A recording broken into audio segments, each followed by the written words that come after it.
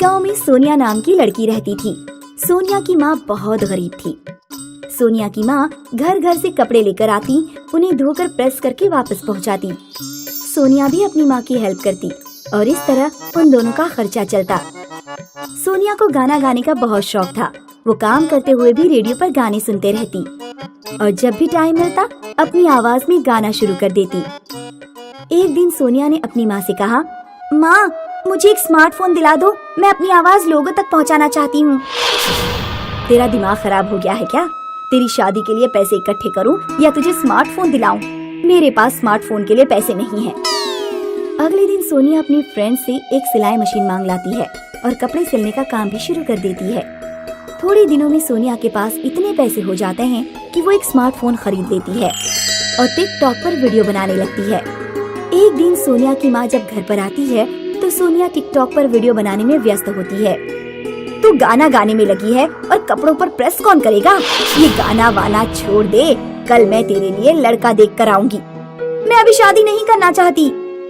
तो क्या करना चाहती है? गाना गाने वाली बनना चाहती है? तेरी उम्र निकल गई तो फिर तुझसे कोई शादी भी नहीं करेगा। सोनिया की माँ सोनिया की शादी कर देती है। ससुराल जाकर सोनिया टिकटॉक पर वीडियो बनाना नहीं छोड़ती। एक दिन सोनिया के ससुर अपने बेटे से कहते हैं, अरे तेरी बहू गाना गाती है, टिकटॉक पर वीडियो बनाती है, गांव भर में हमारी बदनामी हो रही है। नई नई बहू को ऐसे काम करने चाहिए, तो उसे समझाता क्यों नहीं है? पिताजी मुझे इस बारे में कुछ नहीं पता। तो अब तो पता लग गया। सोनिया का पति सोनिया से जाकर कहता है, पिताजी बता रहे थे कि तुम टिकटॉक पर गाना गाकर वीडियो बनाती हो। हाँ मैं बनाती हूँ, मुझे बचपन से ही गाना गाने का शौक है। अरे लेकिन आस पड़ोस वालों का तो सोचो, तुम अब हमारे परिवार की बहू हो। देखो, जिस तरह तुम्हें खाना खाने पानी पीने की जरूरत होती है, उसी तरह मुझे गाना गाने की जरूरत है। ये मेरी जिंदगी का हिस्सा बन गया है। मैं संगीत को अपनी जिंदगी से अलग नहीं कर सकती। सोनिया के ससुर सोचते हैं कि ये ऐसे नहीं मानेगी। एक बार जब रात में सोनिया सो रही होती है तो सोनिया के ससुर सोनिया का फोन उठाकर गांव की नदी में फेंक आते हैं। सुबह को जब सोनिया को फोन कहीं नहीं मिलता तो वो रोने लगती है। हे भगवान, मेरा फोन कहीं नहीं मिल रहा, मैं टिकटॉक पर वीडियो कैसे बनाऊंगी? अरे रो क्यों रही हो? मेरे साथ खेत पर काम करने चलो। वैसे भी हमारा खेत जमींदार के पास गिरवी रखा हुआ है। मुझे तो समझ नहीं आ रहा कि खेत को कैसे छुड़ाया जाए। मजबूरी में सोनिया को खेत पर काम करने जाना पड़ता है। एक दिन टिकटॉक कंपनी की तरफ से सोनिया के पास एक पार्सल आता है। उसमें एक लेटर भी होता है जिसमें लिखा होता है, टिकटॉक पर आपके 2 लाख फॉलोअर्स हो गए हैं। आपकी आवाज लोगों को बहुत पसंद आ रही है। हम आपको एक नया मोबाइल गिफ्ट कर रहे हैं, कृपया वीडियोस बनाते रहें। अपनी नई मोबाइल से सोनिया और भी वीडियोस बनाती है और धीरे धीरे एक दिन ऐसा आता है कि वो टिकटॉक पर सबसे बड़ी स्टार बन जाती है। एक दिन एक म्यूजिक प्रोडक्शन कंपनी की तरफ से सूट बूट पहने एक आदमी आता है और कहता है, सोनिया आपकी आवाज लोगों को बहुत पसंद आ रही है। मैं आपको 20 लाख का चेक देने जा रहा हूँ। आप हमारी कंपनी के लिए गाना रिकॉर्ड कीजिए। सोनिया वो पैसे अपने पति और ससुर को देते हुए कहती है, अब आप अपना खेत आसानी से जमींदार से छुड़ा सकते हैं। मुझे माफ कर दो बेटी, मैंने तुम्हारे टैलेंट को नहीं समझा। आज से 40 साल पहले बरखा रानी 5 साल की थी। बरखा बोलो, 2 एकम 2, 2 दूनी 4। 2 एकम 2, 2 दूनी 4। 2 तिहाई 6, 2 चौके 8। 2 तिया 6, 2 चौके 8। 2 पंचे 10, 2 छक्के 12। 2 पंजे 10। बस बस काफी है। क्या हमेशा ये पहाड़े लगाए रखे हैं? तुम नहीं समझोगी बरखा, तुम जारी रखो। 2 पंजे 10, 2 छक्के 12। अरे बस बस, बहुत हो गई पढ़ाई लिखाई। और क्या करेगी ये पढ़ाई लिखाई करके? आखिर इससे चूल्हा ही तो संभालना है। तो चल मेरे साथ, रोटी बनाना सिखाती हूँ। लेकिन माँ, मुझे पढ़ना है। नहीं कहा ना? चल। अरे अब छोड़ भी दो इसे। आप तो शांत ही बैठिए। जब ब्याह करके जाएगी तो कोई पहाड़ा नहीं पूछेगा, बल्कि ये पूछेगा कि इसे खाना बनाना आता है या नहीं। बरखा रानी के बाबा कुछ ना कर सके और उसकी माँ ने उसे चूल्हे चौके में झोंक दिया। खाना पकाते पकाते बरखा रानी बड़ी हुई, उसकी शादी हो गई और वो अब भी खाना ही पका रही थी। वो अक्सर ये सोचती कि काश वो भी पढ़ लिख पाती। मेरी माँ ने तो मुझे पढ़ाया नहीं, लेकिन मैं अपने बच्चों को जरूर पढ़ाऊंगी। कुछ सालों बाद बरखा रानी को एक बेटा हुआ। अब बरखा रानी बहुत खुश थी। अब यही मेरे पढ़ने का सपना पूरा करेगा। ये पढ़ लिख कर बड़ा अफसर बनेगा। बरखा रानी ने अपने बेटे के लिए कई किताबें लाई। वो अक्सर उसे पढ़ाने बैठा करती थी, लेकिन उसके बेटे विनोद को तो पढ़ाई में कोई दिलचस्पी थी ही नहीं। उसका सारा ध्यान सिर्फ खेल कूद में ही रहता था। समय के साथ विनोद बड़ा हुआ और वो 20 बरस का हो चुका था और उसे खेती बाड़ी करने का शौक था। बरखा रानी का सपना सपना ही रह गया।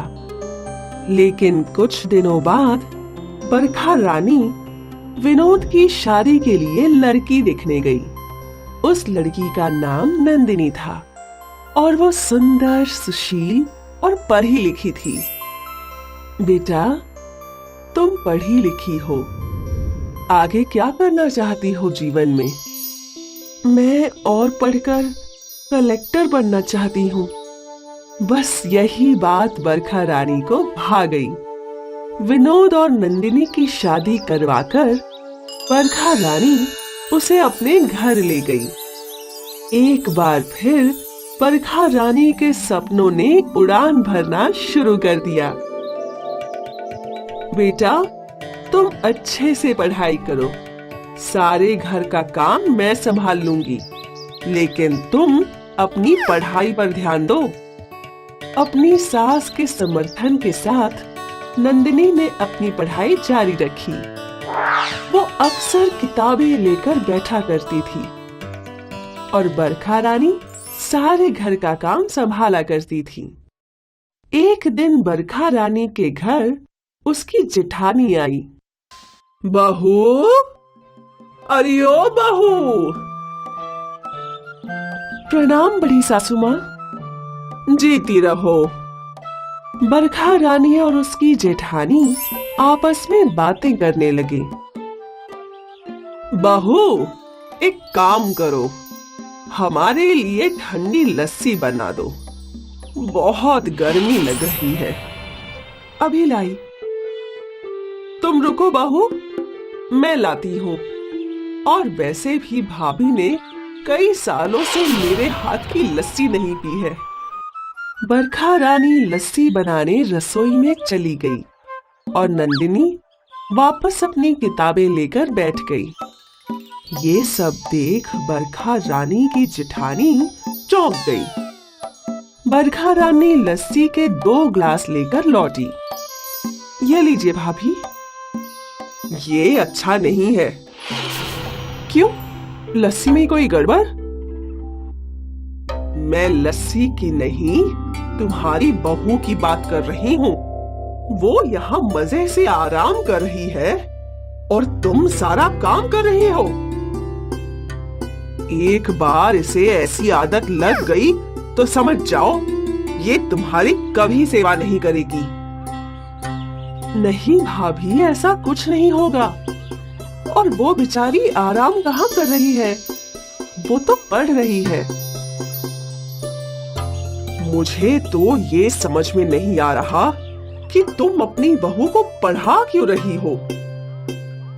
मैं तो पढ़ नहीं पाई, कम से कम मेरी बहू ही पढ़ ले।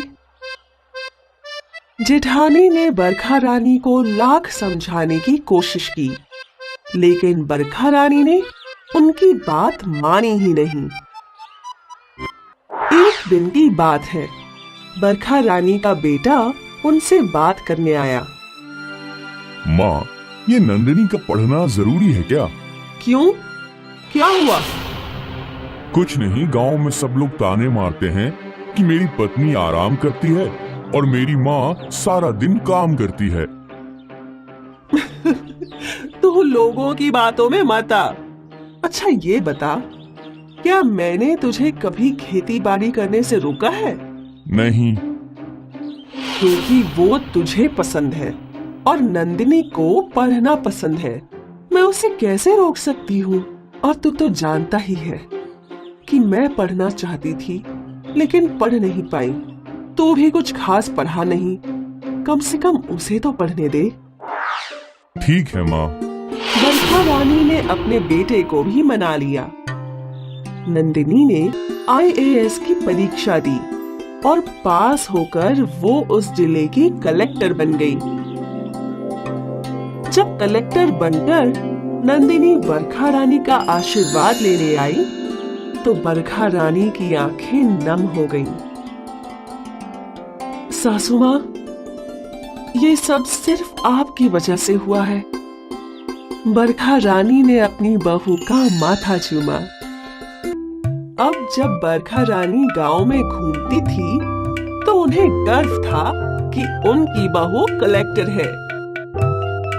तो बच्चों, इस तरह एक सास ने अपनी बहू को कलेक्टर बनाया और आखिरकार बरखा रानी का सपना उनकी बहू नंदिनी ने पूरा कर दिया।